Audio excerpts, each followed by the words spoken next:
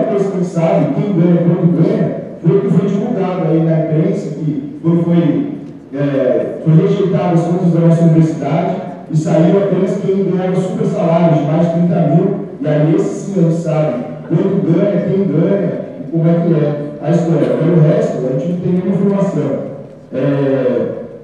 E por isso que é uma das demandas da questão da abertura de contas do nosso movimento. Outra questão muito importante para levantar a discussão é o fato de saber ou não saber sobre a crise, né? Foi levantado na carta mais de uma vez no pronunciamento do reitor que não sabia dessa crise financeira, que é algo novo, que foi levantado, que era da cabeça do reitor, enfim, do reitor antigo. E aí, consta em reuniões de atos do Conselho Universitário, os representantes discentes, representantes da pós-graduação, da USP, do SINUSP, levantando que quando a retorção da universidade estava tudo escondido, que caminhava por uma crise financeira, que dava brechas para gastos desmedidos, e não se discutia a fundo, com profundidade, os impactos das ações financeiras da última reitoria.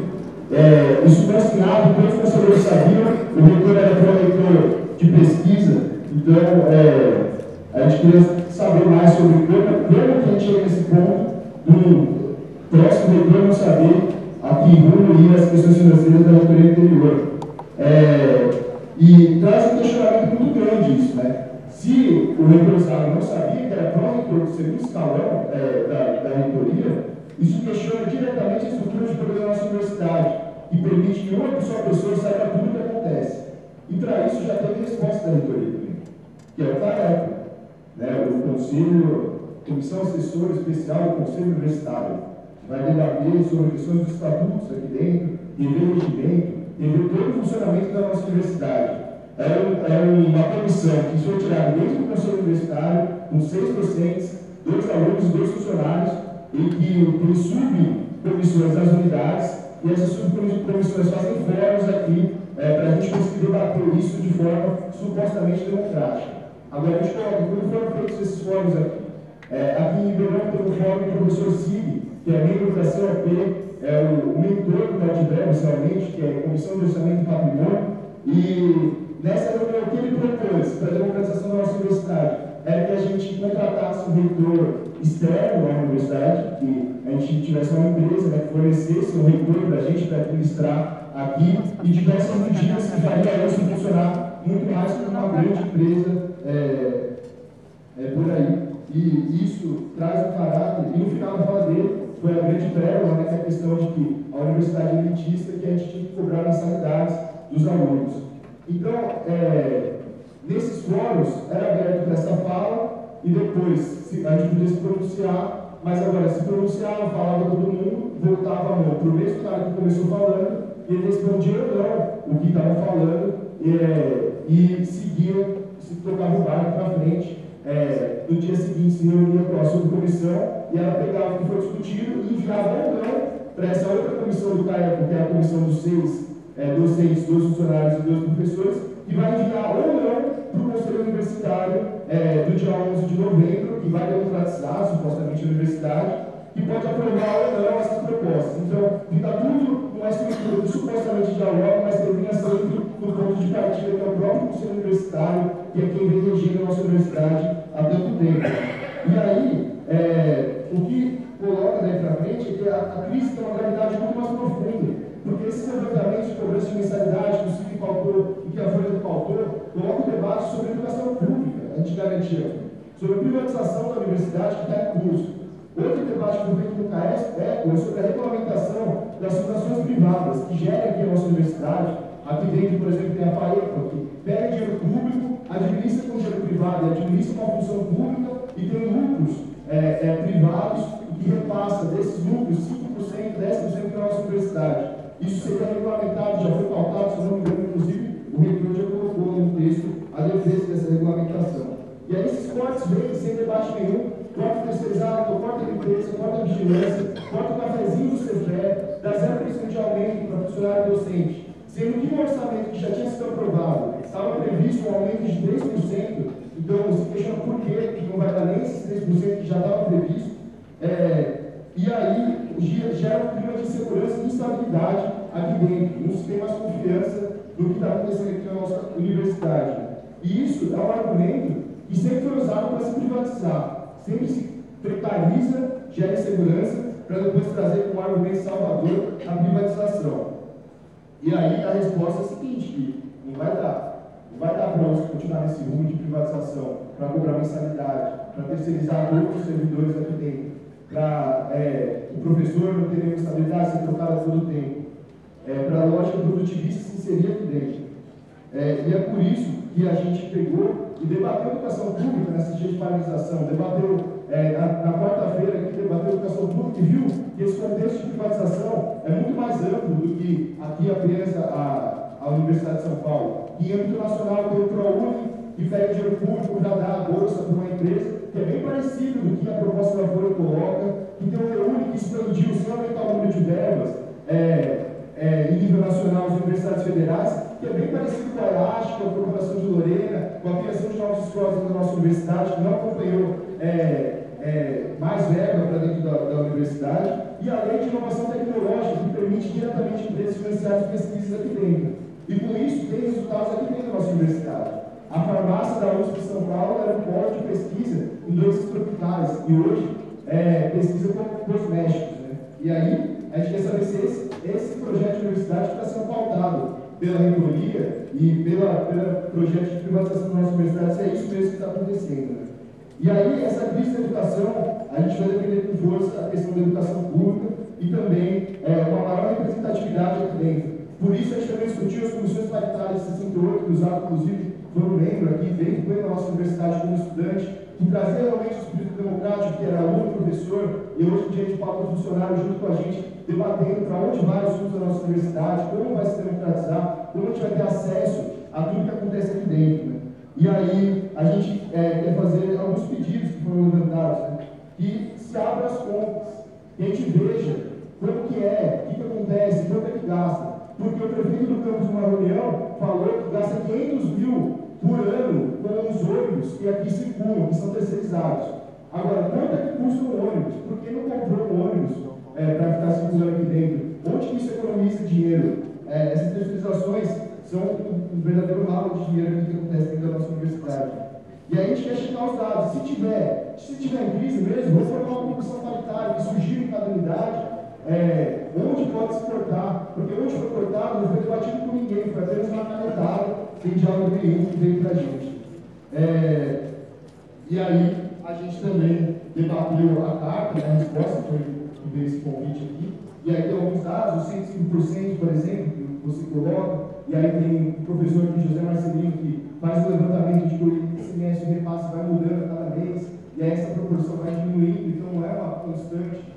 A cada mês está 105, está 15 milhões. Na verdade, cada mês tem um repasse variável, enquanto compromete o orçamento com a folha salarial também é variável. A gente quer saber sobre isso, a gente quer ver com maior abertura, com maior democracia.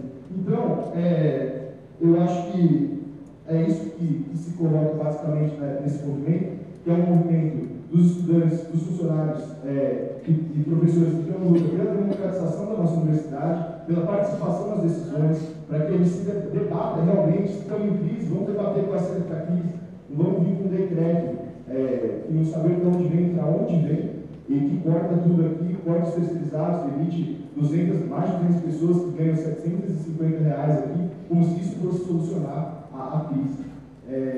E também pela educação pública que está sendo ameaçada constantemente aqui dentro. Então, acho que são esses levantamentos que eu queria colocar, que foram debatidos, e se o reitor puder falar um pouquinho, obrigado.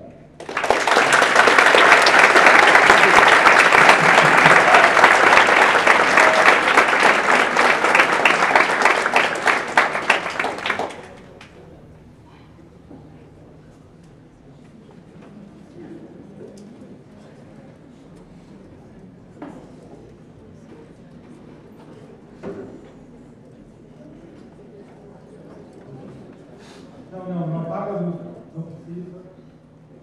São poucas coisas muito claras que eu quero falar com os assuntos. Eu quero agradecer o Mauro pelo convite, quero agradecer o Buda pela E agradecer a todos. Eu fiz muita questão do Rio, quando vi que havia uma manifestação, meus alunos,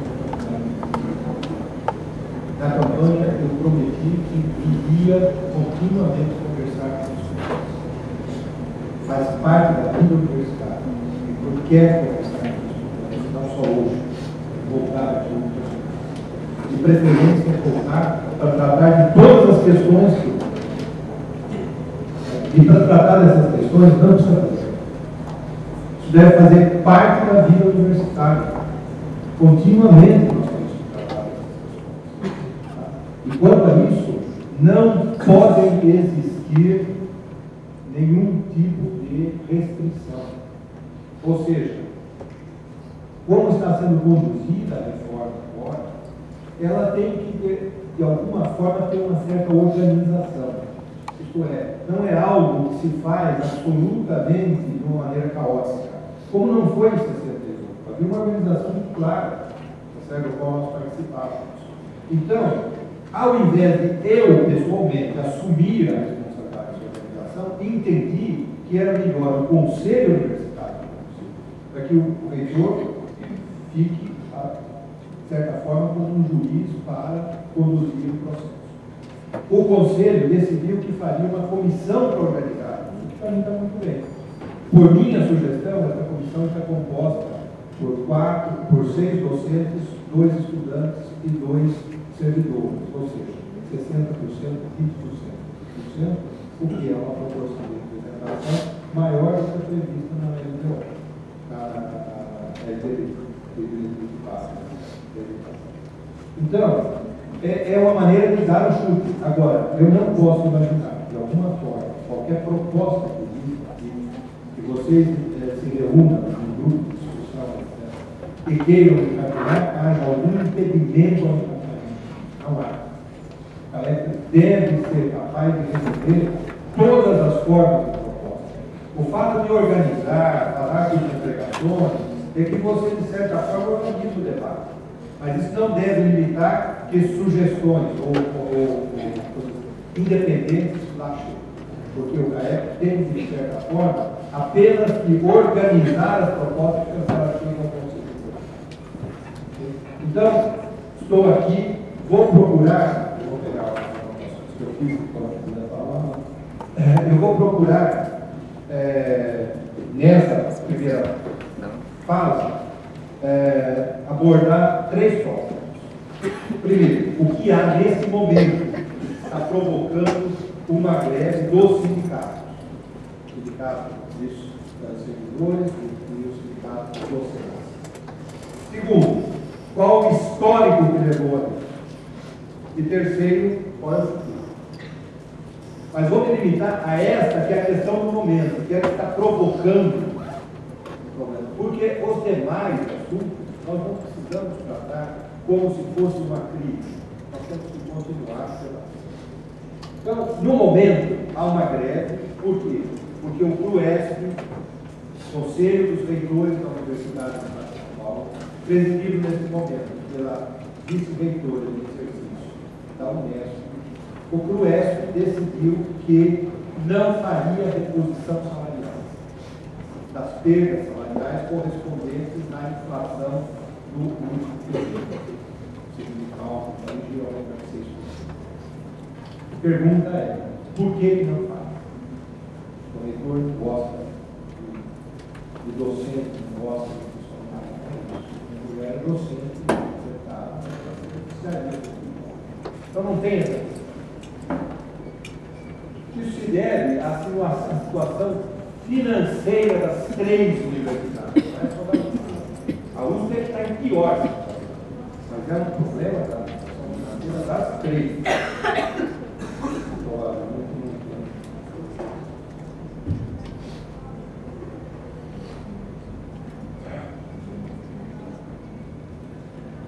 Em geral, não tem bateria, mas eles olham.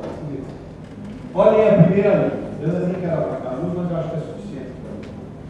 A primeira linha é quanto que o governo do Estado repassa do ICMS para a USP. Entre 2009 e 2013, este repasse aumentou 50%. Por quê? Porque a arrecadação do semestre. Então, em 2013, nós recebemos do governo do Estado 4 bilhões e 372 milhões.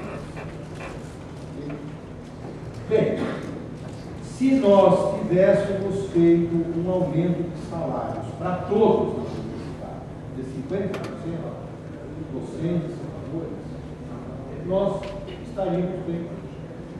Porque a massa de arrecadação é 50%, nós aumentamos o salário de 50%, num período de inflação de 26%, nós estaríamos bem. Nesse mesmo período, o GRUESP determinou para as 3 universidades uma correção salarial de 29%.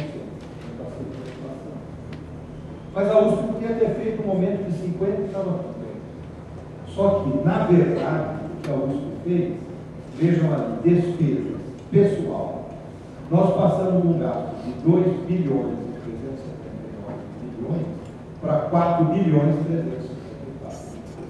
Ou seja, nós aumentamos nosso gasto de folha de pagamento por 80%.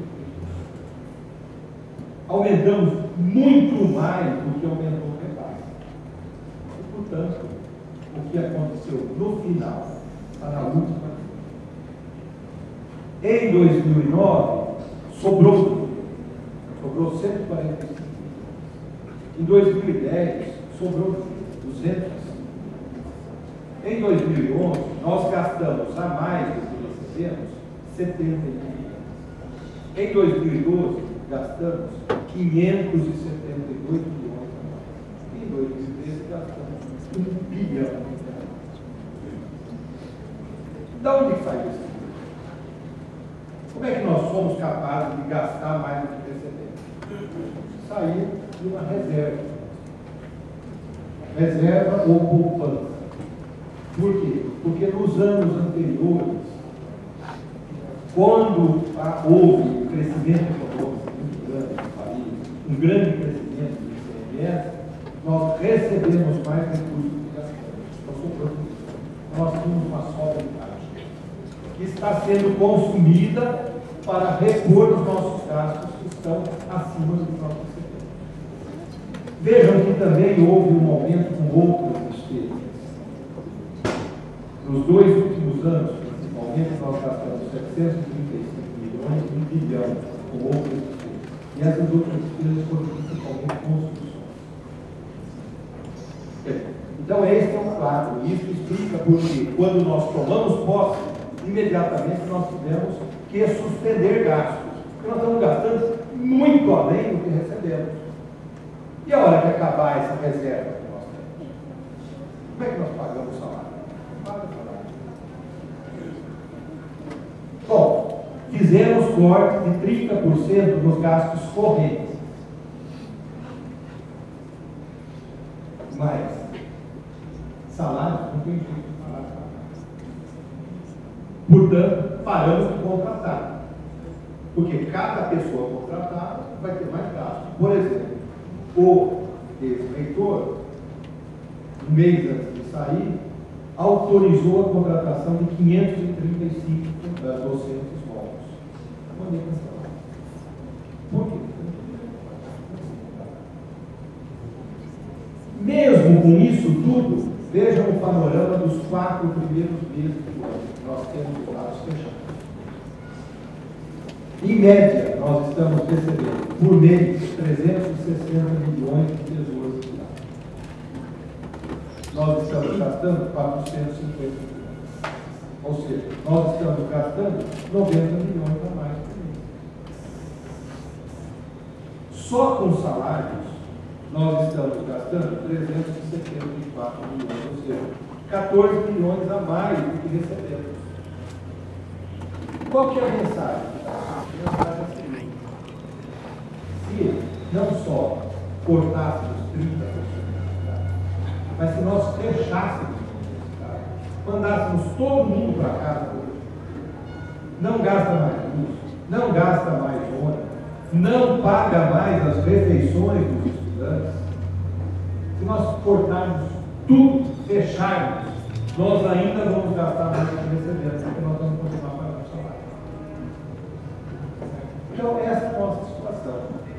Se nós continuarmos nesse ritmo, 90 milhões por mês, para o fim do ano nós teremos gastos novamente por 1 bilhão de reais.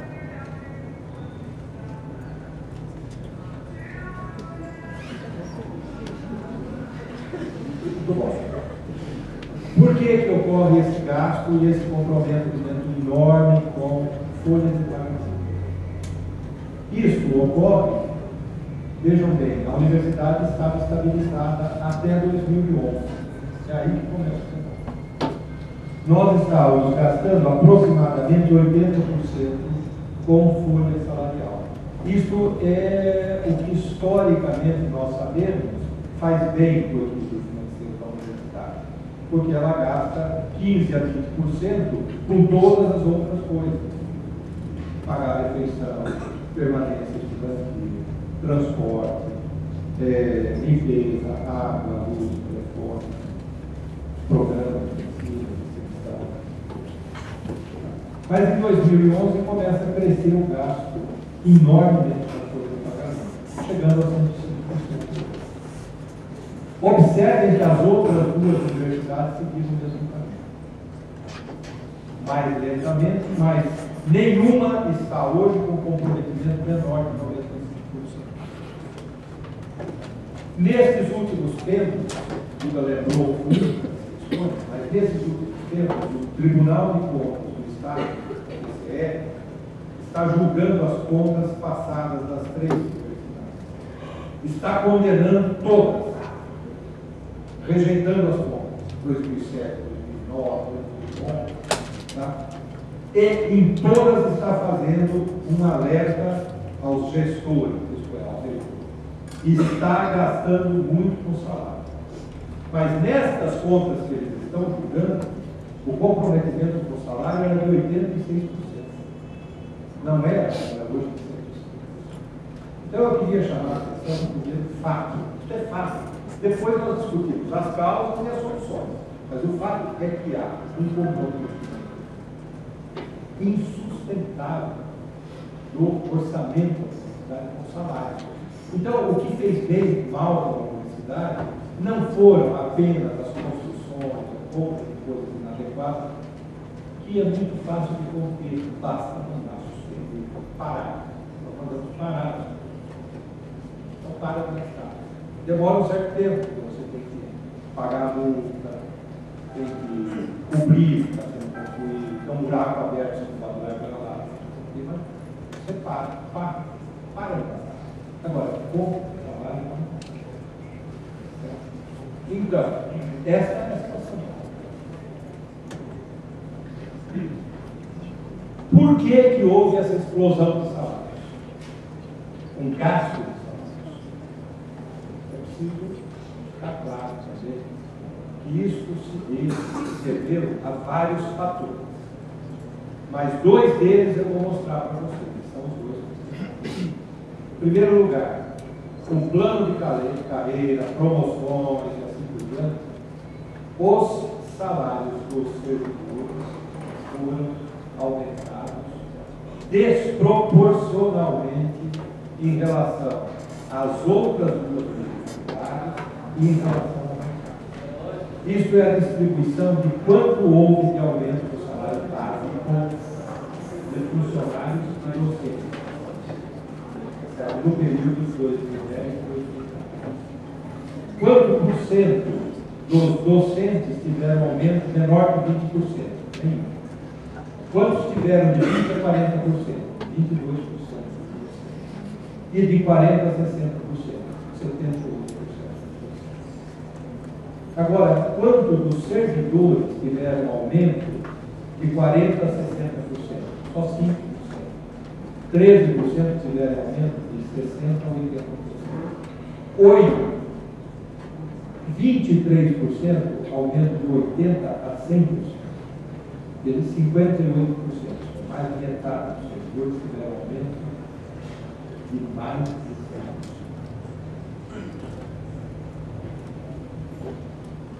Esta é a raiz do problema. Nesse período, a inflação foi de volta de 26%. O outro motivo está aqui. No período de 2009 a 2013, a universidade contratou 2.414 funcionários, a grande maioria em órgãos centrais, não nas unidades, a maioria, também nas unidades, a maioria em órgãos centrais. Nesse mesmo período, contratou 396 funcionários. Então, todos se queixam, todos os departamentos das unidades se queixam da falta de docentes. Mas vejam que diante de um quadro desse, o que se fez foi contratar um grande número de servidores. Então, precisa ficar claro que não é verdade o discurso que eu faria, que eu faço, e que eu culpo os servidores. Não culpo os servidores. Os servidores participam ativamente da vida da universidade, muitos são extremamente úteis. Muitos dos que foram contratados recentemente são jovens, muito bem qualificados, que podem prestar grandes serviços. O problema não é isso. O problema é que nós não tínhamos dinheiro para fazer toda essa coisa. Nós não tínhamos dinheiro para contratar tanta gente. E não tínhamos dinheiro para dar todos os benefícios que temos. Não é uma questão de se é útil ou não é útil. Do meu ponto de vista, não é necessário. Mas, independentemente deste julgamento, que é uma análise médica, tem um que é mais primário. Não temos dinheiro para contratar tanta gente. Para que vamos contratar? Ok?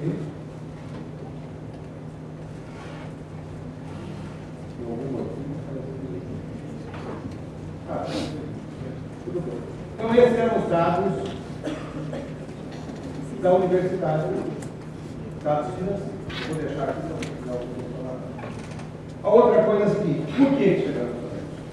Chegamos a isso porque, sem razão, as decisões eram extremamente herméticas, fechadas, não muito bem definido tomar essas decisões.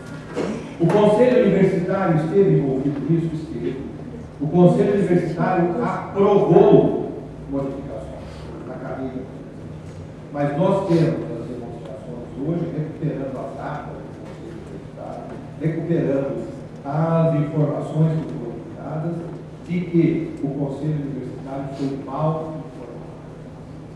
Então, o pró-reitor, o vice-reitor da ESP e todas as pessoas do Conselho Universitário votaram em boa fé diante das informações que estavam sendo.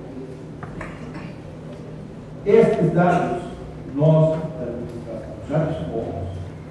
Vamos avaliar se nós vamos torná-las públicas, mas, para que se torne pública de uma maneira independente do reitor, nós nomeamos uma comissão formada pelo diretor da Faculdade de Economia e Administração de São Paulo, um professor de processo de administrativo da Faculdade de Direito e um professor de São Carlos, para que eles examinem todos os documentos e tornem público aquilo que compraram, sem interferência. Ao lado disso, nós contratamos uma auditoria externa, ou vamos contratar para que a auditoria externa examine todos os gastos, grandes gastos, construção, iluminação,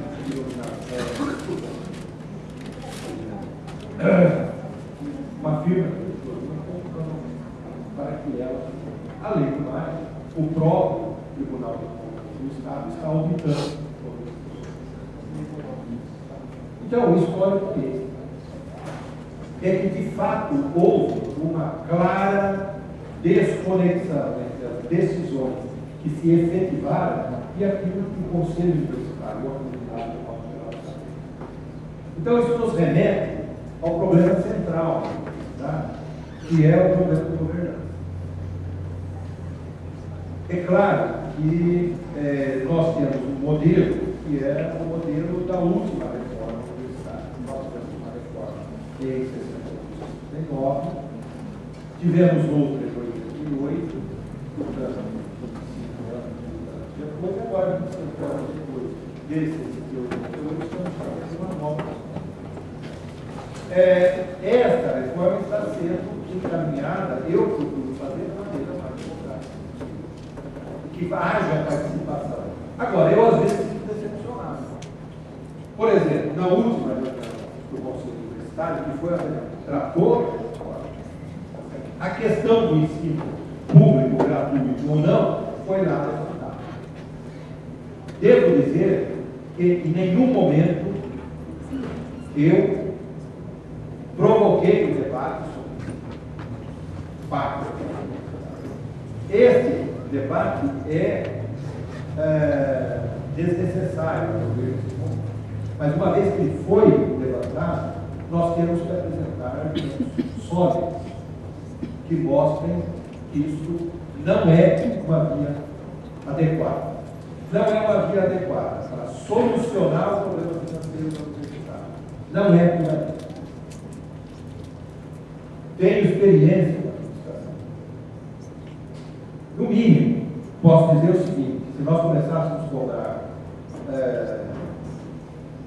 dos alunos, que tivéssemos recursos dos alunos, imediatamente haveria maneira de cortar os outros recursos que nós recebemos. Eu já vi esse quadro muitas vezes. Quando você acha uma fonte adicional de financiamento, o que se faz é derrubar a fonte principal. Então, desde o ponto de vista prático, sem nenhuma discussão conceitual, isso é loucura. No entanto, como a discussão está posta, eu acho que nós temos que discutir e provar à sociedade que isso não é uma solução. Não adianta ir ao Conselho Universitário e dizer que se houver uma discussão sobre o ensino pago, a USP vai pegar fogo, nós vamos destruir isso tudo e soldar os portões da universidade. Isso é um argumento da sociedade. Nós não podemos esquecer que nós temos que prestar conta da sociedade. Nós temos que convencer a todos de que é bom para a sociedade manter uma universidade da praça. Tá certo? Então, eu quero alertá-los para isso. Nesse momento, não é o momento de ficar dizendo que não há democracia na universidade. Nesse momento, é o momento de implantar a democracia. É o momento de vocês virem com propostas claras e sólidas, defender essas propostas. Tá certo? Chega de choradeira. É a hora de falar aquilo que é todos nós. Okay? Eu aguardo a vossa participação. Além dessas medidas que eu já apontei, nós falamos outras. Por exemplo, eu estou convencido que nessa questão toda da governança dos recursos da universidade, o que nós precisamos ter é o que certamente todas as grandes instituições do mundo têm, é uma controladoria. Nós temos a Controladoria Geral da União, nós temos a Controladoria do Banco do Brasil, nós temos Controladoria da Caixa Econômica, assim por diante. Isto é um órgão independente do gestor, do administrador, nesse caso, um órgão independente do reitor e que tenha a responsabilidade de acompanhar a execução do orçamento e de fazer isso que todo mundo reclama, que nós não conseguimos fazer. É dar publicidade a todos os dados financeiros da universidade. Isso não deve ser responsabilidade. Deve ser responsabilidade da controladoria, porque ela, de uma maneira independente, eu não tenho experiência de montar. Está óbvio. Portanto, nós montamos um grupo de trabalho no prazo de 60 dias, deve apresentar ao Conselho Universitário uma proposta de uma controladoria. Esse grupo está presidido por uma pessoa que participou da montagem da Controladoria do Banco do Brasil e da Controladoria da Caixa Econômica. Isso é uma questão técnica, mas que terá reflexos políticos, que serão discutidos no Conselho Universitário. Por exemplo, quem deve compor? São só membros da universidade. Deve haver membros externos para acompanhar a gestão dos recursos. Deve haver membros, por exemplo, eu não sei, eu acho que isso é o aspecto político da montagem da controladoria.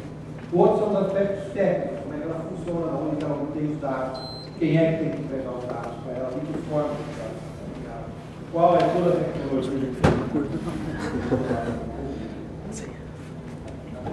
Então, montamos sindicância, montamos auditoria,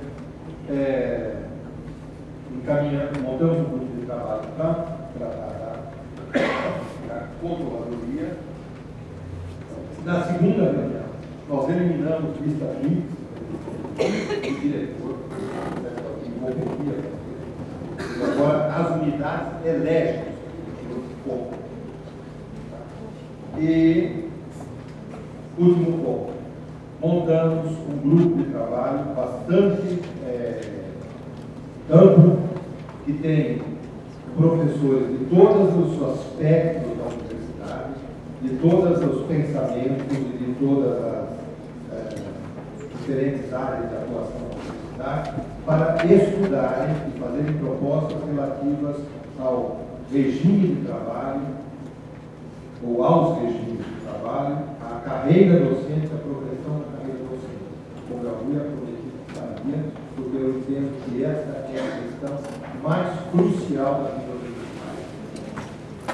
Eu tenho a impressão que eu deveria parar aqui para dar oportunidade para as pessoas fazerem perguntas. Eu acho que pode ser.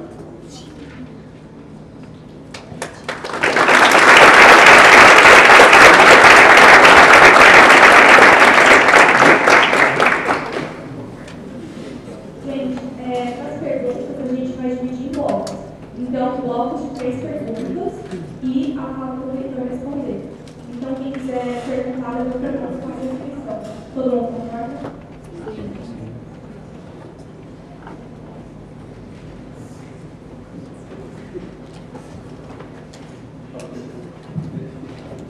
Boa tarde, eu sou o Amaury, eu sou aluno aqui da Faculdade de Medicina. Como você chama?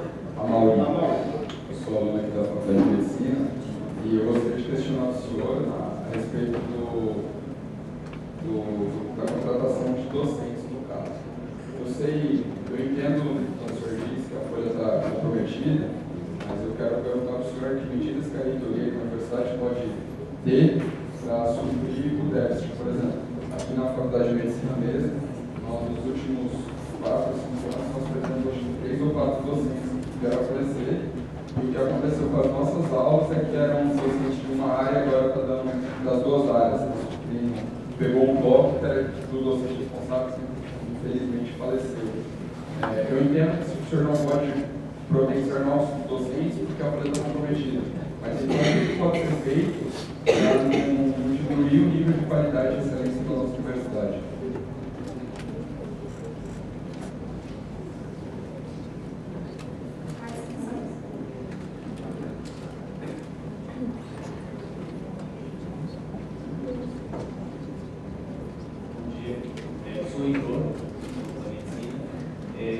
Quanto à crise financeira, eu gostaria de fazer uma pergunta. Eu achei que um dos dados do site da USP, só em 2013, deixou de ser repassado para a USP aproximadamente 540 milhões, referentes à nota fiscal paulista, a multas de juros de mora do ICMS. No período de 2008 a 2013, esse montante deixou de ser repassado indevidamente para a universidade, totalizando aproximadamente 2 bilhões de reais, acho que já com uma correção. Eu gostaria de saber se existe alguma forma do senhor atuar de forma que esse dinheiro volte para a universidade, que é um montante que eu acredito que seja bem considerado.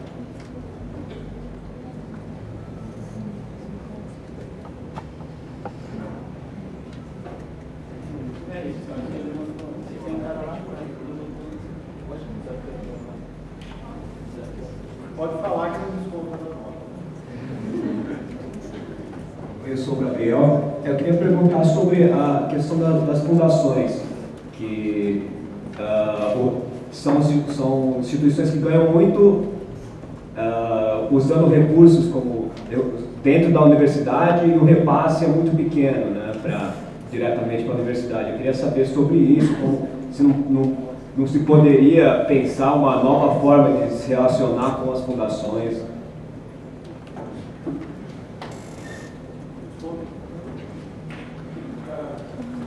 Maurício,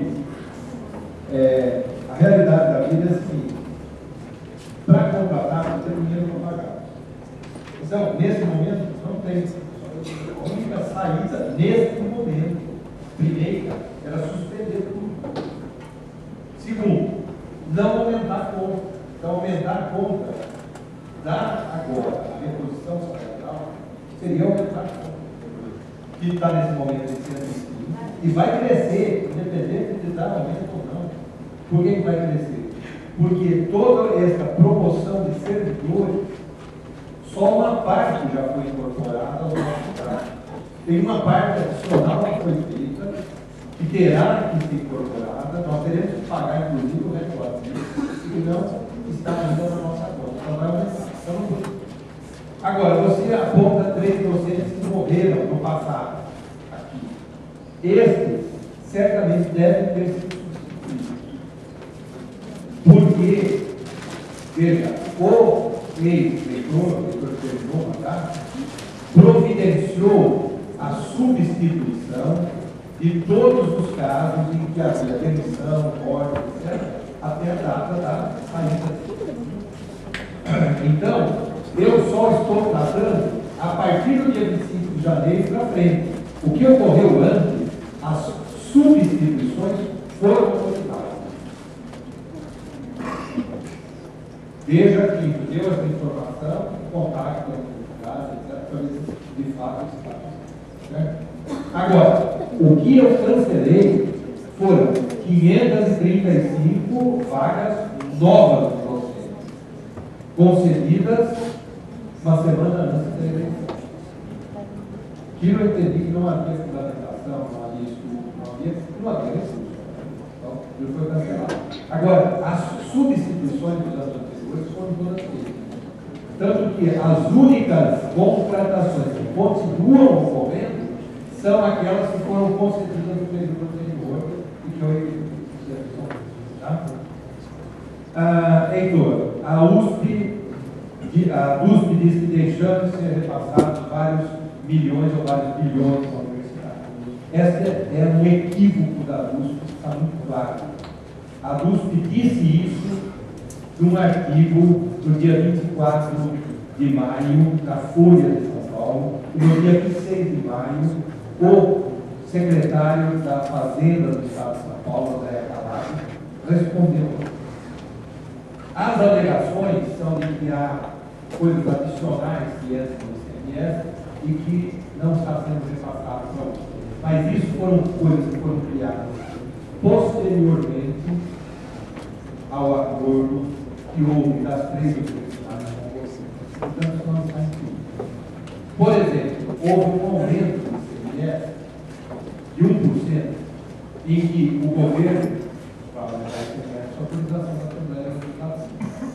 O argumento era 1% para o programa de habitação do Estado de São Paulo. Então estava claro que isso não fazia parte. Agora, uma coisa diferente é dizer que nós vamos pleitear que isso seja refeita as contas e que seja feito o repasse. Quanto a isso, nós estamos tanto que a presidente do PROESP, a professora Marilda Rude, já encaminhou ao governo pedido. Pediu também uma reunião com o secretário da Fazenda. Quer dizer, nós estamos trabalhando com isso. Olha, isso é pedir para mudar. Não quer dizer que há uma dita. Tanto é assim que a própria USP propõe uma nova redação para a lei de benefícios orçamentários. Ela fala, a redação deveria ser essa. Olha, para deixar claro o que vai repassar isso. Tá bem, isso é um pleito. Nós apoiamos. Agora, isso não nos dá direito a dizer que há dívidas do passado. Não. A redação anterior da LDO não autorizava o governo a repasse. Muito bom. Fundações. Olha, fundações são necessárias e podem ser válidas. Depende de como que elas trabalham em associação com a universidade. Eu sou favorável a uma revisão de toda a relação das fundações com a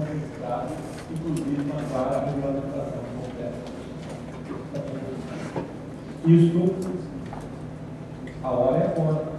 Estamos discutindo a reforma. Vamos fazer proposta também. As fundações podem ser muito úteis. Precisamos regulamentar perfeitamente. Agora, não esqueçam, há uma outra questão que é paralela a essa, pela qual vocês deveriam se interessar muito. É esse grupo de trabalho que está tratando dos regimes de trabalho. Como é que regulamenta o RDICP, o RDC, o RDP, tá certo? Então, regime de trabalho e progressão da carreira docente.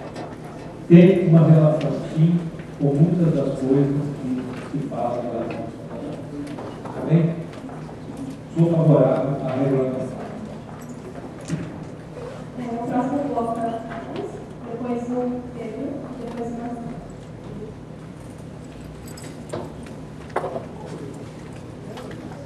Parlamentares, eu queria primeiro falar, eu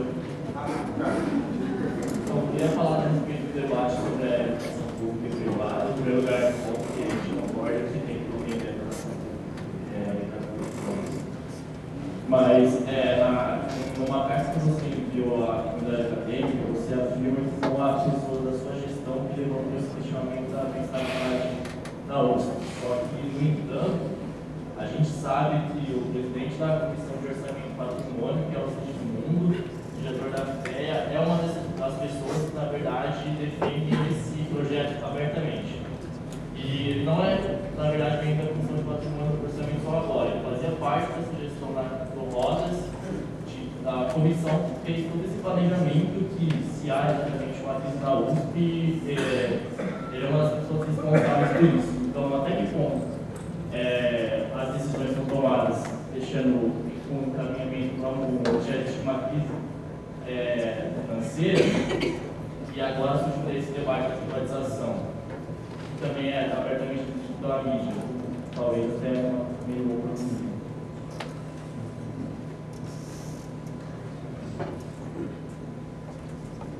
Meu nome é Marcelo.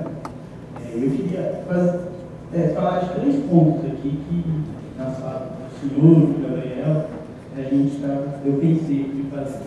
O primeiro é sobre essas reuniões que acontecem na CAEP. O senhor fez um convite agora para os estudantes participarem e ocuparem esses espaços e ir lá, que é o lugar que vai acontecer talvez a mudança para ir lá no tempo que segue. Mas eu queria perguntar para o senhor como que a gente participa dessas reuniões. São as reuniões, às vezes, marcadas em horário de aula, não dá para a gente ir, entendeu? A única forma que eu vejo não sei, ou é paralisar o curso para se discutir isso, ou entrar em greve e ficar discutindo isso, porque é a única maneira, ou ver um calendário de alguma forma, porque do jeito que está acontecendo, não está acontecendo com a participação dos estudantes. E olha que eu fiz o esforço tremendo para ir. E mesmo assim, deu para ir no assunto. Mas, outro ponto que eu queria falar é que o senhor falou de várias comissões que saem do conselho universitário. Às vezes, o senhor fala de comissões formadas por 3 docentes. Eu não lembro agora, não fiz uma anotação de cartão. Mas, por exemplo, são comissões, por exemplo, para se discutir a questão da transparência na universidade. O senhor falou que foi escolhido 3 docentes. Percebe aí, por exemplo, sai do conselho, sai do senhor 3 docentes, que não é paritário, não tem presença de aluno e nem de funcionário. Então, isso me preocupa um pouco. Eu não sei se o senhor entendeu mais ou menos a questão do. E quando o senhor também falou que, quando o senhor estava no conselho universitário, na gestão do professor Rúlio, Rosa, não sei, o senhor falou que ele explicou, antes de ser aprovada a questão da proteção salarial, ele explicou superficialmente que foi algo que foi passado superficialmente, por isso que o Conselho Universitário aprovou. Talvez essa apresentação que o senhor acabou de fazer, falando dos gastos dos funcionários, talvez isso não seja também algo superficialmente explicado. Essa questão. Obrigado.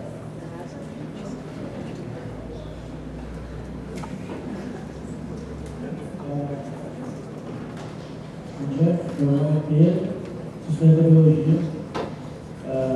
Os estudantes aqui, a gente sabem como é que está na biologia.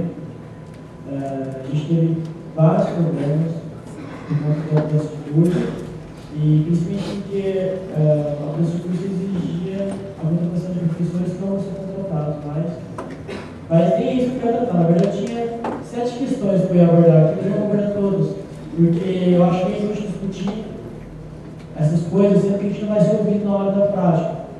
Porque aquilo que o Marcelo falou é importante. Nós não temos voz. Nós podemos discutir pra caramba, a gente pode ficar falando aqui horas e horas, mas na hora que for a reunião do Conselho Universitário, vai ter uma inteira. Na hora que for a congregação, vai ter também um visitante lá, uma coisa importante. Entendeu? Então, na verdade, não adianta nada a gente ficar colocando a nossa opinião, sendo que ela não vai ser colocada em prática. Nunca. Porque não importa se tem 10 professores e 9 alunos, ainda tem menos alunos do professor. Então, por um voto vai ganhar os professores. Entendeu? Não adianta ser 70, 15, 15. Ainda assim, por mais que os funcionários não se unam, alguns professores se unam, ainda assim vai ter uma parte de professor. Então, para mim, isso é inútil, se não for mudado essa parte.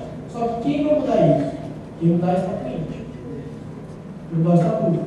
Só que quem vai discutir isso? Justamente uma comissão que não é paritária. Então, para mim, não faz sentido nenhum tentar mudar uma coisa, sendo que a própria coisa que vai ser mudada, ela tem que ser mudada. Entendeu? Você falou também que a gente tem que convencer a sociedade de que a universidade é para ela, que a universidade tem que ser mantida. Como é que a gente pode falar isso, sendo que a gente é fechado, sendo que nós temos muros, sendo que nós não temos quase nenhuma extensão da universidade, muito pouco, sendo que as pessoas não têm participação, a sociedade não tem participação ativa dentro, entendeu? O Cefélia aqui é fechado de sábado e domingo. Isso para mim é um absurdo, sabe? O único tempo que a gente tem para praticar esporte é fechado. Eu acho que o senhor falou também da greve, que ela não precisa de greve para discutir, precisa sim. Porque o que ele falou não é só na reunião da época. A gente teve que fazer paralisação em greve em vários cursos, porque as pessoas estavam desinformadas. Elas estavam se informando, então a gente foi participar de vários eventos que aconteceram aqui, e só foi possível participar porque a gente não teve aula. A biologia foi o caso. Teve outros cursos que fizeram a mesma coisa, inclusive medicina. Tiveram que paralisar para poder participar das coisas, senão não poderia. Então não existe nenhum interesse de que os alunos tenham qualquer informação ou qualquer forma de opinar aqui dentro. Obrigado.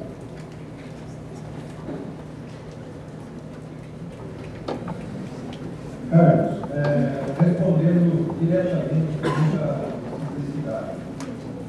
Presidente da CLT não é fácil. Estamos representados leitor, vice-leitor, pró-leitor, diretor da colagem, diretor de finanças, chefe de gabinete, e os superintendentes. Agora, os presidentes das 3 comissões permanentes do Conselho Universitário são das comissões do Conselho Universitário. Então, quem elege os membros da Comissão de Orçamento e Patrimônio, da Comissão de Atividades Acadêmicas e da Comissão de Legislação e Recursos, é o Conselho. E essa comissão elege os objetivos. Então, o professor Sigismundo é membro do Conselho Universitário, vai ter a posição e termina o mandato dele como diretor da FEI. Nesse momento ele vai sair, mas sair da Agora, isto foi eleito pelo Conselho Universitário. Então, ele não é membro da gestão, ele é membro da Conselho Universitário. Agora, ele tem opinião a favor desse deputado, ok. Outros membros do Conselho Universitário também têm. Não é unanimidade, mesmo dentro do Conselho Universitário, a noção de que o ensino na Universidade de São Paulo, de graduação, tem que ser gratuito.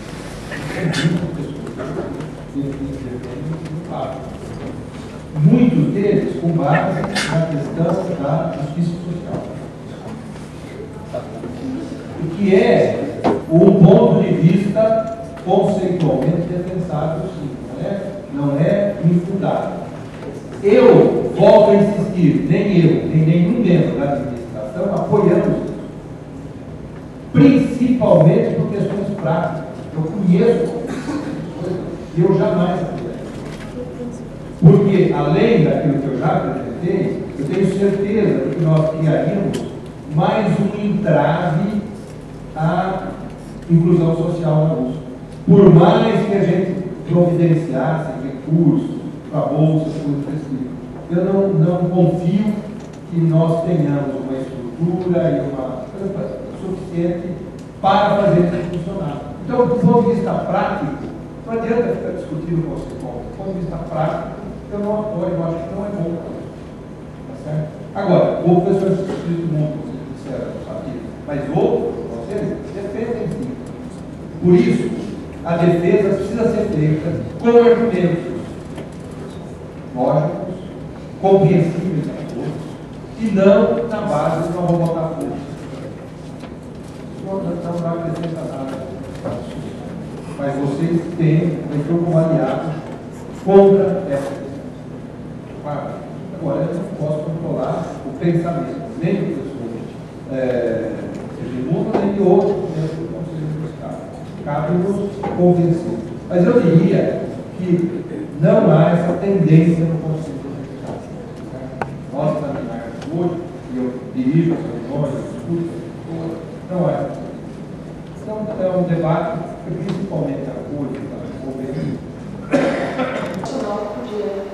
perante e dar então oportunidade para que propostas desse tipo relacionadas com o ensino pago ganhem força.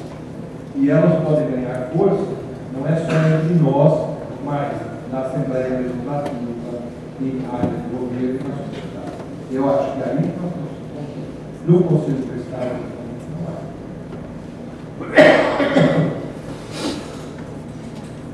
Marcelo, sua queixa é legítima, mas ela é mais do que isso.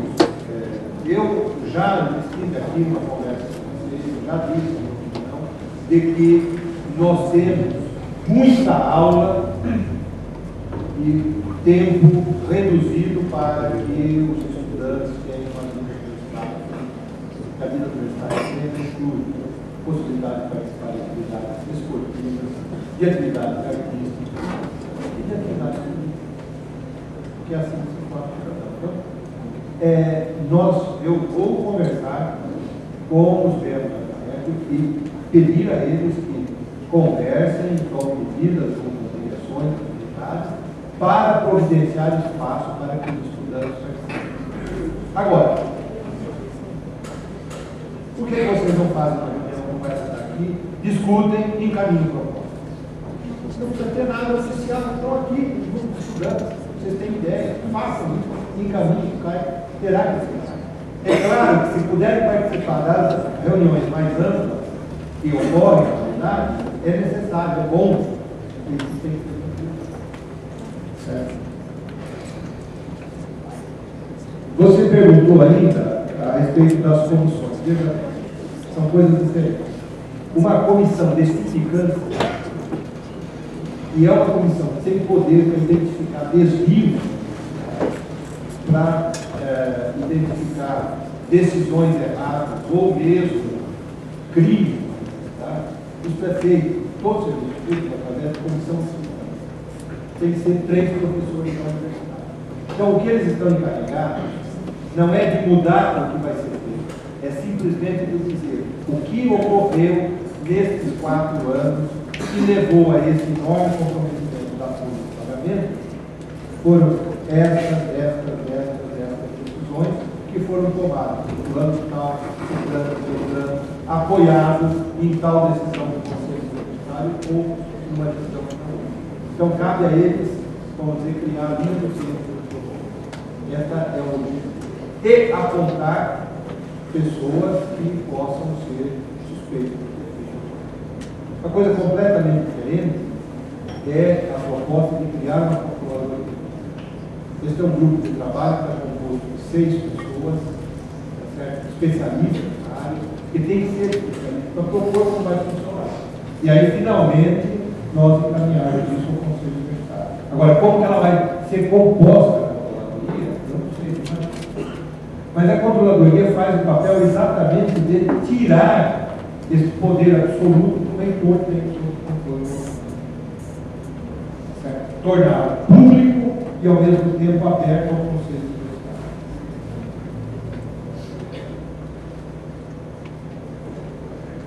A participação mais ampla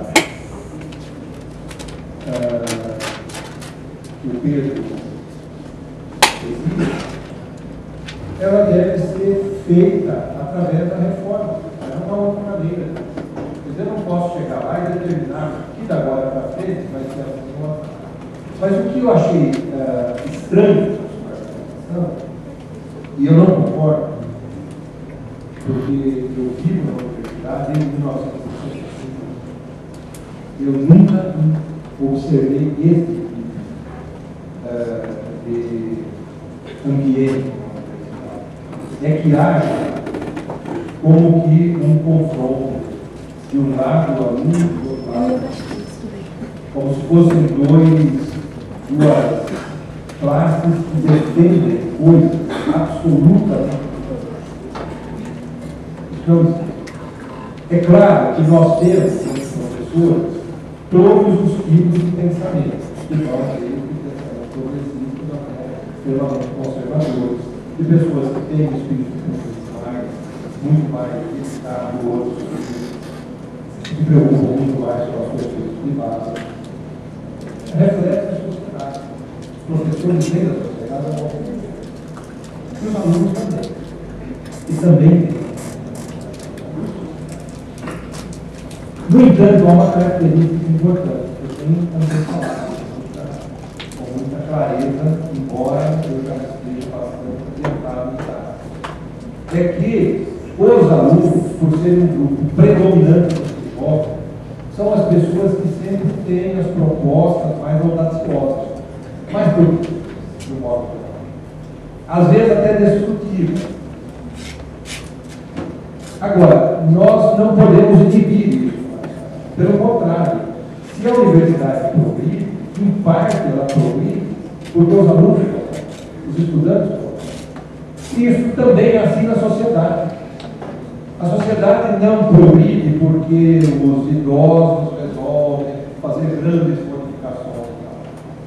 Eventualmente haverá entre as pessoas mais idosas na sociedade alguns que têm um esclarecimento maior, etc., e que são capazes de canalizar aquela ânsia que tem na sociedade. Mas são os jovens, principalmente preocupados com o seu futuro imediato, com seus empregos, com a sua sobrevivência, com o formato da sociedade, que é que fazem propostas provocativas.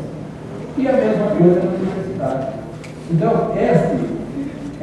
esta dinâmica, na verdade, é fundamental para a vida. Por isso que os jovens não podem ser estudantes, não podem ser calados. Eles vão dizer coisas absurdas, eles vão para os professores. Tá?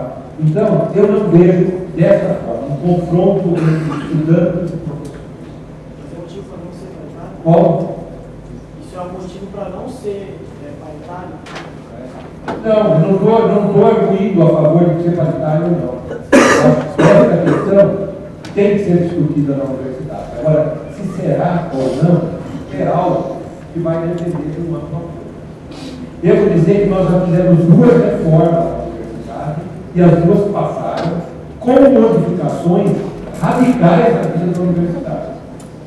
A reforma de 68 foi a mais radical que a universidade já fez. Eu presumo mais radical que terá feito todos os anos.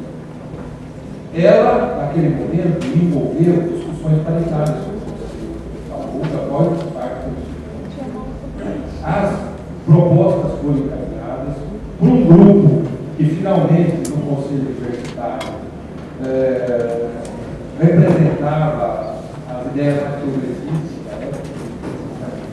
Eram liderados pelo professor Hélio Lourenço Oliveira, o professor dessa faculdade, foi vice-reitor e que liderou esse processo. Tá? as alterações que aquela reforma fez. Por exemplo, ela aboliu a carta. Quem votou no Conselho Universitário? Era predominantemente catedrático. Mas eles votaram pela votação. Porque, na sua maioria, eram pessoas esclarecidas. Foi fácil? Não foi fácil. Obviamente, as pessoas foram cardentes, mas aprovou a entrada de representações do serviço. Então vocês reclamam um pouco da esquerda, mas aquilo foi uma vitória enorme.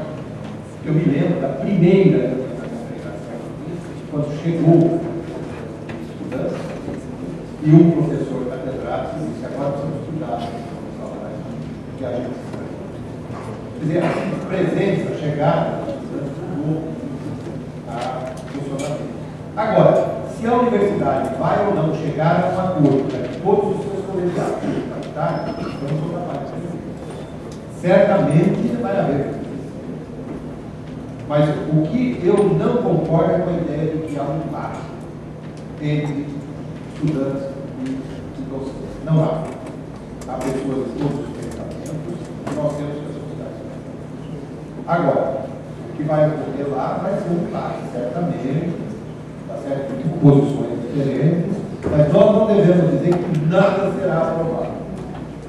Porque, felizmente, eu acho que nós deixamos o processo de decisão para ser decidido depois, para que pelo menos se possa fazer a discussão da reforma como ela está feita. Pelo menos as propostas. Eu sou. O próximo bloco é o Pedro.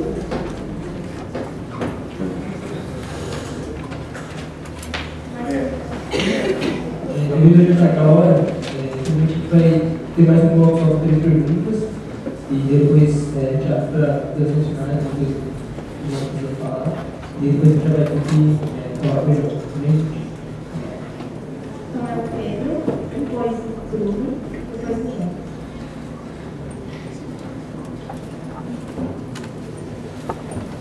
Eu sou o Pedro, eu sou aluno da Biologia, queria primeiro relembrar que no ano 68, quando foi em 5, daí, por exemplo, o professor Hélio Lourenço, na época ele foi afastado do cargo dele. Eu acho que isso é uma coisa importante de lembrar, assim, a situação. Foi caçado. Justamente. Então, para lembrar que não foi algo tão prático, institucional que foi assinado pelo então reitor que estava no Ministério da Justiça. Quer dizer, algo que tem tudo. Tudo é importante lembrar dos dois lados. E hoje em dia a gente não passa pela mesma situação, então poderia ser algo bem discutível. O senhor já disse que foi, não sei se foi, porque isso tratou há muito tempo e existe esse problema com a questão da validade nas congregações.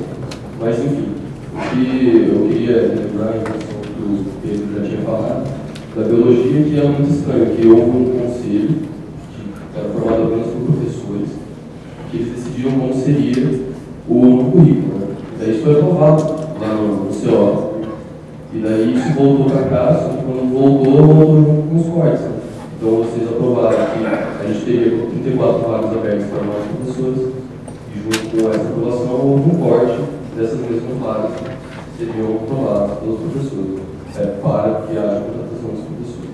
Então acho que isso é um passo muito grande que eu não consigo entender, porque isso vai ser um problema na formação minha pessoal e também de todos os colegas que estão nesse curso, fazem parte das últimas 2 turmas que entraram agora. Então, acho que esse foi o principal motivo, assim, primeiro, para que a gente finalizasse e entender essa situação, porque na realidade é um problema muito maior do que a gente acreditava. Aliás, as propostas que foram apresentadas até agora pelos professores, coordenadores, diretores, lá na biologia ainda não satisfazem o número de professores ou as aulas. Na verdade, acho que não teve nenhuma proposta ainda que foi indicada para que a gente consiga concluir nosso curso. Inclusive a construção dos prédios, acho que isso é um problema bem grave.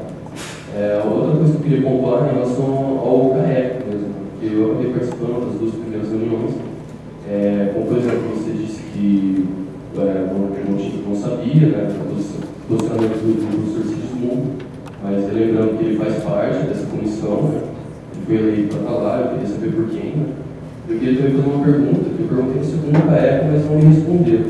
Eu perguntei para o professor Gustavo Assede, lá do direito, eu perguntei quanto por cento da população universitária tem direito a voto. Em todos os níveis, assim, a reitor, a diretor, a chefe de departamento, e eu, assim, se eu pudesse me responder como esse processo ocorre, eu ficaria muito feliz, porque eu não sei.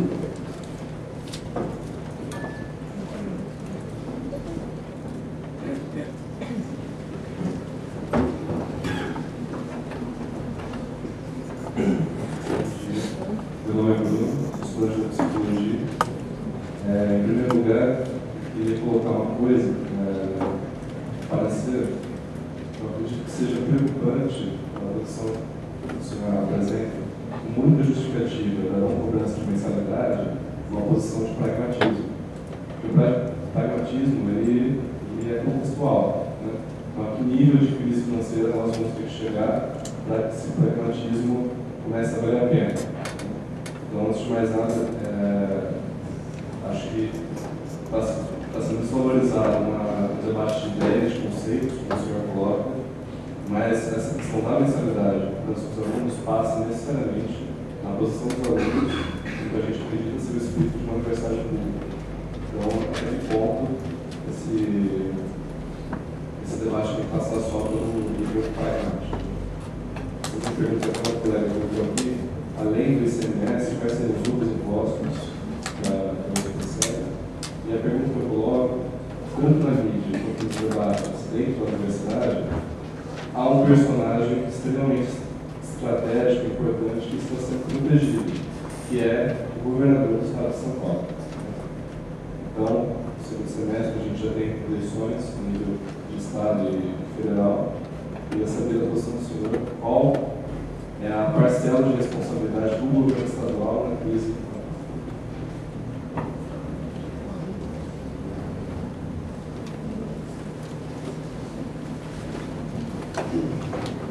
Olá, eu sou o João da Física, da Física. Porque assim, eu vi o senhor, antes de uma posse, você tinha um discurso político que estava muito mais envolvido com as mudanças, com a descentralização do poder, a mudança dos alunos, com melhoria de menos tempo de curso, mais tempo em aula, a questão da permanência estudantil, que o senhor falou que é uma grande luta que teria, mas que assusta, porque o senhor toma a decisão de corte total, inclusive da permanência das coisas que ajudam a permanência estudantil. Isso me assusta bastante. O senhor, de um idealista, passa por administrador senil, ou de um conhecedor de nada passa de matemática. Os alunos estão aqui, não precisam saber. Isso me incomoda bastante. E eu cheguei a criar um escalão que, os cortes vão acontecer, filho, as coisas estruturadas, mas provavelmente não vai ser mexido nas coisas que é o mundo dos alunos. Porque o senhor tinha afirmado isso em vários tomaram. Isso me incomoda bastante. Outras coisas, os dados incomodam. Qual o salário médio de um professor da trabalho? A gente não sabe. Esses dados não dão pra gente fora, a gente não consegue nem pensar direito como fazer essas coisas. Me incomoda que simplesmente a gente fique fora dessa discussão. A USP já parou para fazer essa crítica.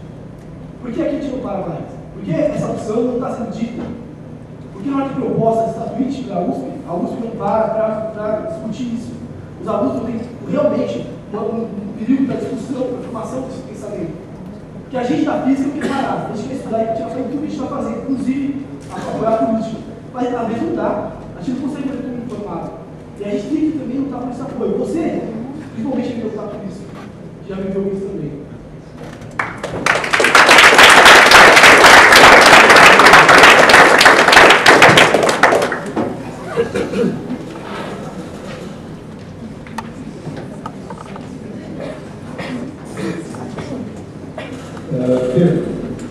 Questão de que o curso de biologia, sinta a dificuldade é o mesmo que numerosos outros cursos da universidade. Houve a abertura do curso novo em Santos. Houve a abertura do curso de engenharia de computação real. A perspectiva e que docentes vão se aposentar esse ano. Como nós vamos substituir? Eu pergunto para vocês, o que vocês sugerem? Onde nós vamos tirar dinheiro para pagar salário? Porque eu não tenho nenhuma dúvida de que muitos desses pleitos são corretos. O nosso problema é que, num período curto de anos, 3, 4 anos, nós fizemos reajustes salariais, como vocês, absolutamente discrepantes do restante da sociedade, discrepantes das outras duas universidades. Quer dizer, nós aumentamos salários acima de 100%. Além de termos dado outros. Eu não estou dizendo que é ruim isso.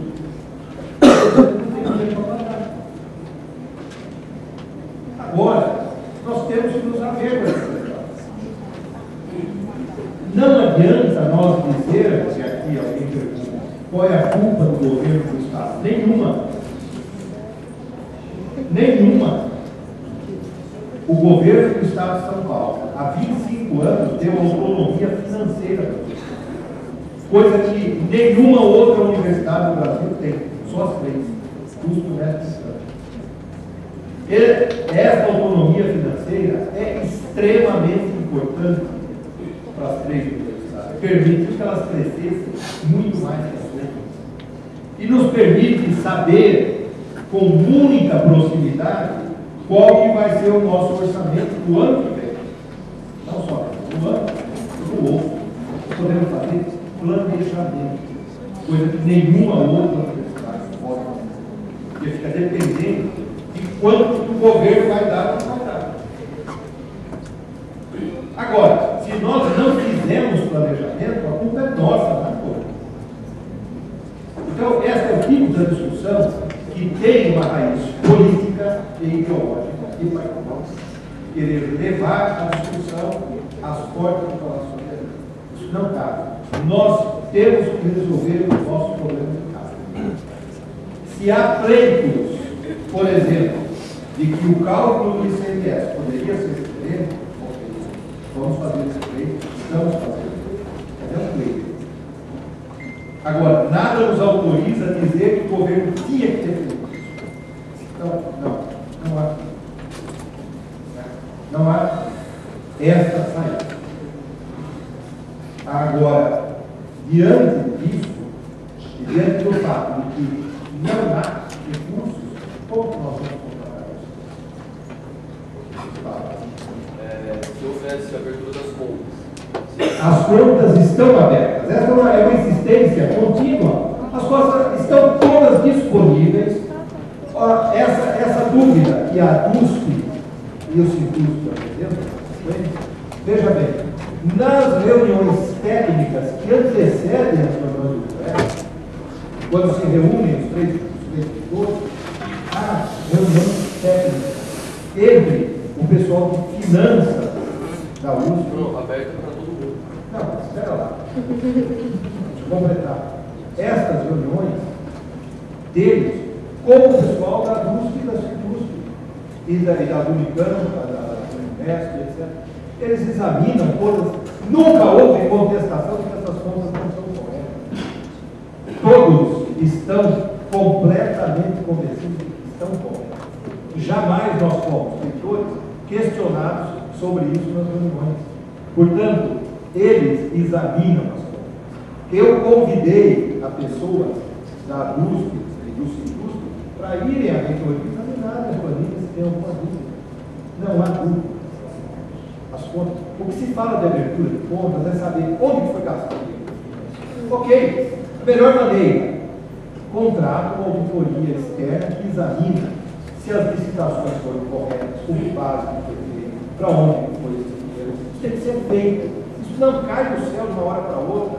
Os processos são grandes, a tramitação é longa. Eu não consigo chegar lá e dizer onde que gastou esse dinheiro. Preciso examinar. Então, e depois que eu fizer isso, que vier aqui e dizer, foi assim, na parte da administração.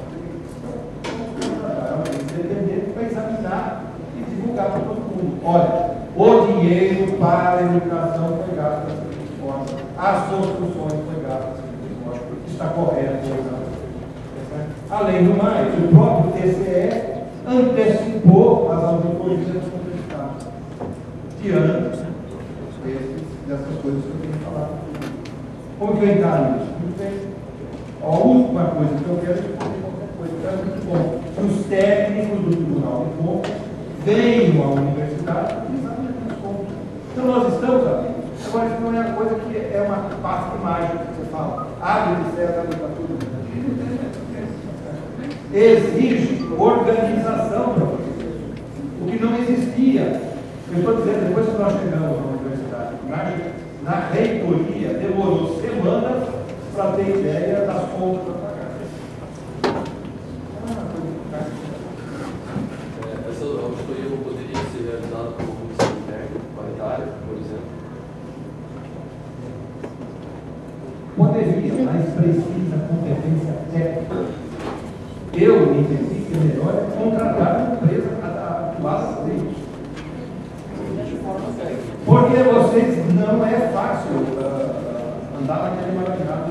Mas é fácil ver que 500 mil pagar por implantar 3 ônibus, sendo que um ônibus custa 200 mil, que a longo prazo isso não é uma empresa de amigo nenhum. Então, assim, a gente poderia acompanhar esse processo, talvez paralelamente. Mas veja bem, se nós fizermos uma auditoria técnica, isso terá que ser publicado. E aí as pessoas poderão publicar, não poderia ser errado. Agora, não há maneira prática de fazer uma maneira sonhadora. Olha, não é questão do ônibus, uma quantidade grande de coisas nós estamos, eu não aceito, eu não aceito o que nós estamos. Pelo contrário, nós estamos trabalhando dia a dia para trazer os dados. É uma luta diária para ir obtendo um ponto fácil. Este mesmo, como evoluiu, por exemplo, a questão da folha, é algo que não estava evidente. Foi preciso ir caçar, cavocar, descobrir a ata do Conselho Universitário, a ata da reunião da Assembleia, documento enviado por eles para etc., para fazer essa discussão. Agora, quando nós publicarmos isso, vocês acharem que não há? Mas dizer que nós não estamos trabalhando para isso, não é.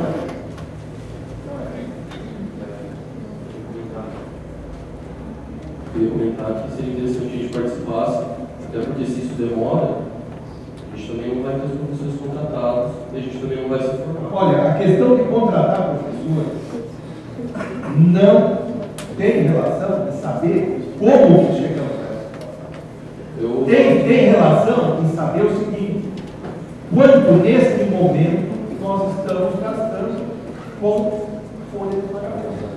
Se nós estamos pagando 105% a folha de pagamento, se nós estamos recebendo 360 milhões e gastando 374 com folha de pagamento, não há como contratar mais gente. Não importa se a causa foi boa ou foi ruim. Do ponto de vista gerencial, não há como gastar mais dinheiro. Porque cada um. Então, o passo, por exemplo, do ICMS, vocês, imaginem, querem seguir ao governo para falar ou seja, isso não é o único argumento. Esse não é o único argumento, como também a gente realizou perguntas de quais outros impostos que geraram. E as subsistências, as fundações repassam dinheiro. As fundações não repassam dinheiro, é uma quantidade muito pequena. Nada correspondente. Veja bem, pedimos um aumento do ICMS. Vamos lá. Deixa eu pintar um quadro para vocês. Vocês sabem quantos alunos terminam o ensino secundário do Estado de São Paulo por ano?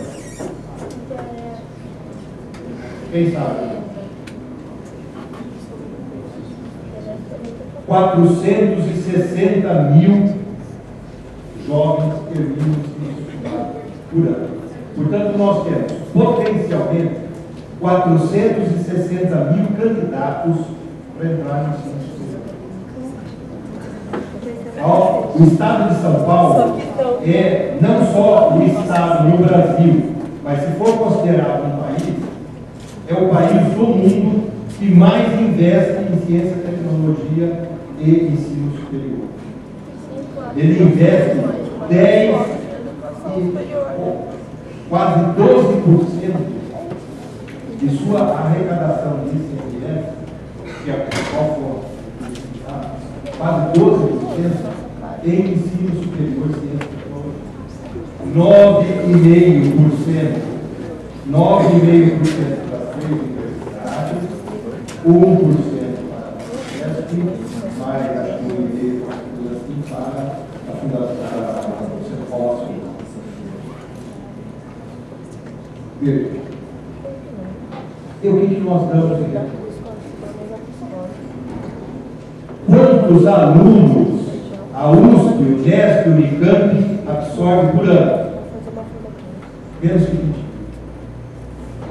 Ou seja, nós recebemos menos que 5% dos alunos que terminam o ensino secundário todo ano.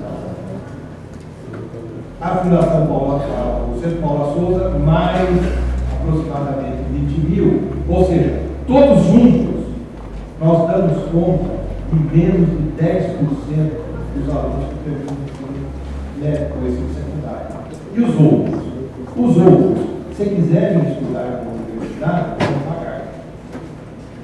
Agora, diante dessa situação, um governo que faz um investimento, não é esse governo, não é o governo do governador, é o governo do Estado de São Paulo. O povo de São Paulo decidiu há 25 anos que vai investir hoje, por exemplo, quase 5 bilhões de reais por ano. A resposta que nós damos nesse momento é essa. Eu acho que nós é que estamos em dívida com a sociedade. Nós é que temos que provar para a sociedade que nós podemos mais fazer coisas. Não vejo espaço para irmos aos deputados, que são os que aprovam a LDO, e dizer, olha, as 3 universidades nacionais. Porque eu converso quase diariamente. Eu sei qual é o espírito que predomina. Não é símbolo, o espírito altamente favorável. Aí é o nosso espírito. Não esqueça, nós temos que fazer e mostrar. Nós temos que mostrar. E eu, pessoalmente, acho que é muito limitada a resposta que nós temos. Claro que ela tem conotações outras. O impacto da Universidade de São Paulo ao longo dos anos, em toda a sociedade paulista, é imenso. O impacto do campus da USP aqui nessa região é estrondoso. Sem levarmos em conta a quantidade de dinheiro que vai para cá. Mas o fato é o seguinte, nós temos que defender nosso direito. Temos que mostrar que eu não vejo muitos casos para irmos à Assembleia Legislativa, não é o governo, é a Assembleia Legislativa, e dizer nós precisamos mais recursos na Universidade de São Paulo, que já recebe 5% do ICMS e forma por ano, absorve por ano, está certo? 11.500 alunos, ou seja, 2,5% de todos os jovens que se formam. Eu acho que nós estamos num passo aqui e eu não vejo argumentos sólidos para competirmos com recursos para a saúde, para a segurança, para o ensino secundário. Mas não posso impedir os alunos de fazer competência junto à Assembleia Legislativa para aumentar os recursos. Mas eu sou realista. Nós temos até o fim do ano de fazer o dinheiro aguentar, porque senão não podemos mais pagar salário. Se acabar o dinheiro, não tem como pagar salário. Primeiro, que o senhor respondeu a primeira pergunta em relação à porcentagem. Acho que tiveram algumas perguntas também no próximo, não sei se vocês quiserem pontuar. Em relação a mim, eu lembro, em relação à porcentagem de pessoas que têm direito a voto na universidade. Os os outros repasses que não tem universidade. Não, os outros repasses não são significativos. Há uma ilusão, que eu gostaria que fosse verdadeira, de que as fundações trazem uma quantidade enorme de dinheiro para a universidade. Isso não é verdade. Existem muitas fundações. Já me manifestei a favor de fazer uma regulamentação das fundações, mas isso absolutamente não tem nenhuma proporção, nenhuma dimensão com relação a esse tamanho do bom financeiro. 90 milhões por mês, não faz ideia. Quanto a percentagem de voto, eu não sei. Eu sei que a eleição do eleitor sofreu mudança radical. Apesar da crítica, ela mudou o significado enorme. Porque o principal problema da eleição do eleitor não era o fato de que eram apenas representantes que votavam. Era apenas representantes num ambiente extremamente reduzido, 200 e poucos votantes, que votavam num ambiente fechado, assim chamado tribunal eleitoral. Isso foi destruído por iniciativa dos diretores. Ele não foi proposta da reitoria, ele foi proposta dos diretores, que aboliram e, portanto, fizeram fundação e poder em todas as congregações. Isso torna o processo absolutamente impossível de ser controlado por reitor. Essa era a crítica central. Se a eleição feita dessa forma é representativa, não são outros, mas era esse simples movimento tirou o reitor da jogada, impediu que o reitor e a reitoria controlassem a eleição como tradicionalmente o governo do. Então é nesse sentido que eu digo que houve mudança.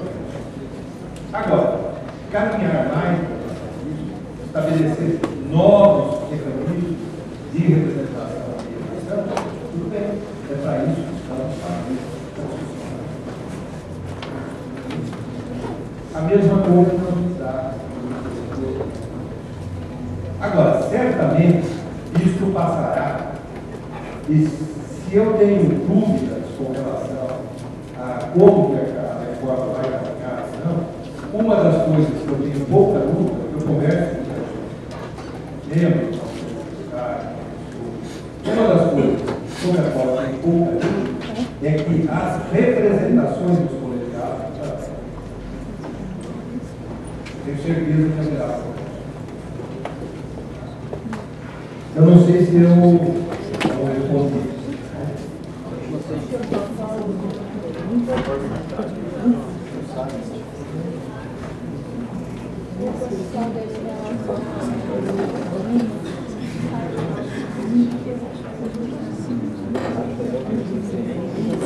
Não, a consideração final é a seguinte, é que vocês levantaram um grande número de questões que são absolutamente corretas e fáceis. E que manter esse tipo de discussão é muito saudável. Não só eu, o próprio os outros membros devem discutir. As coisas precisam ser equacionadas em propostas mais ou menos concretas. Ao mesmo tempo, participem da reforma, mas não é só isso. Quer dizer, a relação com os membros da questão é importante, porque há muitas coisas que nós podemos fazer, independentemente do voto da reforma. Então, eu tenho que agradecer a oportunidade de vir aqui e ouvir. Agora, com relação especificamente ao objeto da greve, foi desencadeada, não há para haver dúvidas. Ela foi desencadeada pelo sindicato dos servidores, dos docentes, por causa da questão salarial. Neste momento, eles reivindicam que o CRUESP volte a discutir. O CRUESP já respondeu, através da presidente do CRUESP, que é a vice-reitora do CRUESP. Respondeu que as negociações serão retomadas no momento em que não houver prédios obstruídos nas redes sociais. Como, por exemplo, no último dia, antes dessa resposta, houve o trancamento concorrente da clínica odontológica da Faculdade de Odontologia em São Paulo, impedindo a entrada do paciente, impedindo a entrada de servidores que queriam trabalhar. Então, ninguém disputa o direito ao acesso. Ninguém disputa o direito do convencimento para que as pessoas façam. Mas é crime. Isso por ser desrespeito dos preceitos constitucionais. Impedir o direito. Isto é, impedir que uma pessoa entre no prédio onde ela quer trabalhar, isso é um escuro do direito do outro. Portanto, quem não quer trabalhar tem o direito de fazer isso, mas não tem o direito de impedir fisicamente os outros trabalhos. Então a questão é muito simples. Vamos respeitar a lei em todos os lados, vamos impedir a lei em todos os lados, e a decisão do CUESP, que não é minha, como digo, é do CUESP, é da professora Marisa, em nome dos 3 reitores, é de que a reunião ocorrerá assim que não houver prédio. Então, o ônus nesse momento está complicado. Obrigado.